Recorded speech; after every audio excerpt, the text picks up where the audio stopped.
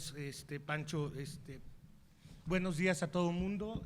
Quisiera agradecer primero y reconocer el enorme esfuerzo realizado por el Instituto Nacional de Antropología e Historia por conducto de la licenciada María Teresa Franco y del doctor Francisco López Morales para llevar a cabo este evento que, como se darán cuenta, pues ha tenido una convocatoria importante, y eso nos congratulamos en el ICOMOS por este tema. Y que se sigan dando estas dinámicas de discusión sobre temas que parecerían que ya forman parte del imaginario del patrimonio cultural y de que hablamos de autenticidad y integralidad.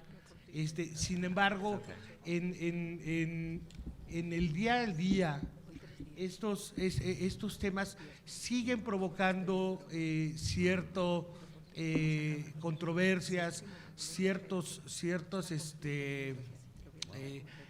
conflictos, porque es cierto, y como lo decía la doctora Sáenz, muchas veces estos conceptos no son muy fáciles de entender, pero curiosamente son muy fáciles de sentir. Déjenme decirles algo. Yo me acuerdo cuando yo estudiaba la carrera de Derecho, que uno de mis maestros, el doctor Miguel Villoro, nos decía: muy probablemente la justicia nunca se sepa definir, pero desde la cuna, un niño que sabe que lo han regañado injustamente entiende y conoce la injusticia, aunque no la pueda definir. La autenticidad y la integralidad también es así. Y si no, veamos la siguiente lámina que la traje, no en complicidad con Pancho, pero sí pensando en Pancho. ¿Podríamos pasar la siguiente, por favor? Bueno, parece que no me escuchan, ¿verdad? Ahí está. Es la vista del Paseo de la Reforma, transformado en unos cuantos años, y démonos cuenta cómo de 1870 a principios del siglo XX lo que se transformó, pero vean el grado de alteración en apenas 16 años y lo que se le viene al Paseo de la Reforma. Y bueno, esto no nos debe de extrañar. El patrimonio cultural se encuentra constantemente envuelto en la polémica, en este tipo de asuntos que nos dan a discutir. La siguiente lámina, por favor. Temas que provocan polémica, desde los episodios de luz y sonido en las zonas monumentales, desde aquellos gobernadores que, argumentando su soberanía estatal, hacen teleféricos y destrozan centros históricos, o por qué no también donde desde la perspectiva de la autonomía universitaria se puede decir que se puede alterar el paisaje cultural. ¿Y dónde se encuentra entonces en el centro de la discusión el patrimonio mundial y en particular la convención? Y esto no es raro. Siguiente, por favor. En el mundo actual, sobre todo en el mundo actual, el derecho internacional es un derecho continuo y recurrente. A nadie nos debe extrañar que cualquiera de estos logotipos que estamos aquí en esta lámina forman parte de nuestra vida diaria, desde temas como libre comercio, desde temas como paz mundial, desde temas como medio ambiente, como temas del trabajo, como temas de justicia. El derecho internacional participa activamente de la vida cotidiana de los países. Siguiente, por favor.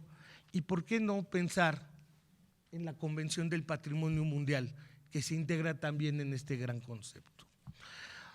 Obviamente no quería hacer una descripción de la siguiente, por favor, de la convención, simplemente como si fuera una descripción monográfica de lo que decía la convención, sino yo le quiero dar más un sentido gráfico, y lo quise ilustrar de esta manera, donde existiendo bases, y ahorita quisiera analizar muy brevemente cada uno de estos elementos, las bases normativas, los sitios los monumentos y los lugares se encuentran encerrados en algo que yo le llamaría un ecosistema formado por los fundamentos, los valores, los instrumentos y los sistemas de gestión, que es lo mínimo que previene la Convención del Patrimonio Mundial.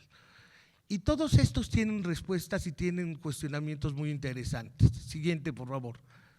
En cuanto a fundamentos, desde luego que los fundamentos basan de la Convención y de cómo vive en el derecho mexicano, tienen que ver con nuestra Constitución y posteriormente, conforme al criterio de la Suprema Corte de Justicia, en el segundo lugar encontramos a las convenciones internacionales, inclusive por encima de la legislación federal. Entonces, tenemos que tomar en cuenta que la Convención tiene una vida amplia, profunda, primordial en el entendimiento de la protección del patrimonio cultural y que es obligación de todas las autoridades el protegerlo. Y aquí es donde han surgido cuestionamientos y cuestionamientos especialmente importantes con respecto a las famosas directrices y sobre todo al carácter del Comité Intergubernamental del Patrimonio Mundial. Y vamos a entenderlo muy bien porque es muy fácil verlo con 3 pantallas de internet. Siguiente. El comité conforme a la Convención es un organismo intergubernamental. Eso quiere decir que está formado por representantes de los países, de los estados y que sus decisiones son vinculantes para los estados. Las decisiones que se toman, tanto en favor de declarar algún sitio, inscribirlo en la lista del Patrimonio Mundial, como el de hacer alguna observación o solicitar algún tipo de modificación en la conducta de los estados conforme al patrimonio, es vinculante. Se ha escuchado en muchos, sobre todo en las últimas discusiones, si este comité es eminentemente consultivo, es intergubernamental. Los países son los que deciden y apoyan las decisiones de este comité. Adelante, por favor, la siguiente. Tan es así que existe una asamblea de los estados partes de esta convención. Y por último, adelante, las famosas guías operacionales, ¿qué carácter tienen? Pues bueno, fueron aprobadas por este comité. Entonces, el hablar de autenticidad, integridad, que forman parte de estas directrices, forman parte de una decisión donde los países estuvieron de acuerdo en adoptarlas. Entonces, no es un tema consultivo, es un tema de una voluntad de los estados en obligarse en estos términos. Entonces ya la convención ya no se vuelve, o la integridad o la integralidad no se vuelven simplemente guías o referentes, no se vuelven simplemente una especie de etiqueta hacia los monumentos, sino que son verdaderas obligaciones internacionales. La convención siguiente tiene obligaciones. Sus fundamentos, ¿cuáles son? La obligación de los estados, el compromiso de los estados por proteger el patrimonio cultural. La siguiente, por favor. Los valores. La siguiente, por favor. Los valores, la autenticidad, la integralidad. Que esto lo que representa, o si se traduce en el tema legal, y veamos que entonces ya tiene, además de la lectura de obligaciones, la lectura también de volverse criterios, contenidos de la propia legislación, que no en todos los temas van a volverse eminentemente conceptos absolutos. Como bien mencionaban, la autenticidad y la integralidad dependen del tiempo, están en constante evolución, pero sí le podemos dar criterios a la legislación, que en este momento que esos criterios no existen, al menos en la legislación mexicana, y que habrá que repensarse en el futuro. Hay los instrumentos, el que sigue, por favor, leyes, reglamentos, declaratorias y por último, sistemas de gestión. La siguiente, por favor. ¿Qué es lo que implica? Es en la formación de planes de manejo, coordinación de autoridades, una oficina especializada. Todo esto que nos lleva a un segundo elemento que también se estaba dibujando en la plática de la doctora Sáez, que era el desarrollo sostenible. Cómo la cultura y el patrimonio tienen que intervenir de este desarrollo que no es solamente el desarrollo del monumento cuan ambiente, sino como integrante, factor, facilitador, soporte de un desarrollo social integral. Y entonces, volvería a regresar la siguiente, por favor. Entonces, ¿qué serían la autenticidad e integralidad? Si seguimos y reiteramos siguiente, la idea de que es una obligación del Estado, toda obligación tiene, o todo deudor tiene un acreedor. ¿Y quién será entonces el acreedor de la autenticidad y de la integralidad? Pues la misma comunidad internacional, nosotros. Y en ese momento siguiente, si hay una obligación del Estado, entonces tenemos un derecho humano. Y entonces la autenticidad y la integralidad ya no se vuelve un tema de discusión técnica, se vuelve un derecho humano que los estados, las autoridades tienen que decidir, tienen que proteger. Y entonces ya no es la discusión si qué es más importante, si el turismo, si el desarrollo urbano, etcétera. Lo importante, la discusión se centra en qué tanto estamos protegiendo los derechos culturales de estas personas. Y déjenme, Francisco estaba haciendo una referencia, por favor, la siguiente, a otro instrumento efectivamente internacional que ha sido elaborado por la ONU y que tiene que ver, la siguiente, por favor, que son los derechos económicos, sociales y culturales. Y hay un instrumento internacional que es el Pacto Internacional de los Derechos Sociales, Económicos, Sociales y Culturales, cuyo principal principio es que debe haber un acatamiento obligatorio por parte de los estados a la normatividad internacional en esta materia, y los estados no podrán invocar disposiciones de su derecho para justificar el incumplimiento de un tratado de esta materia. La siguiente. Y es obvio. Imaginémonos que no les dieran a alguien, porque el derecho interno lo prohibiera, el derecho de huelga o el derecho de protección al medio ambiente. Estos derechos están por encima de cualquier normatividad. Y entonces, si entendemos que la autenticidad e integralidad de los sitios implican condiciones para el respeto de estos derechos culturales, me parece que son temas que, aunque no se puedan definir totalmente, sí deben de servir de base, de fundamento a cualquier discusión que tenga que ver con el patrimonio cultural. Y entonces, ¿qué representan en este pacto? ¿Qué principios tiene?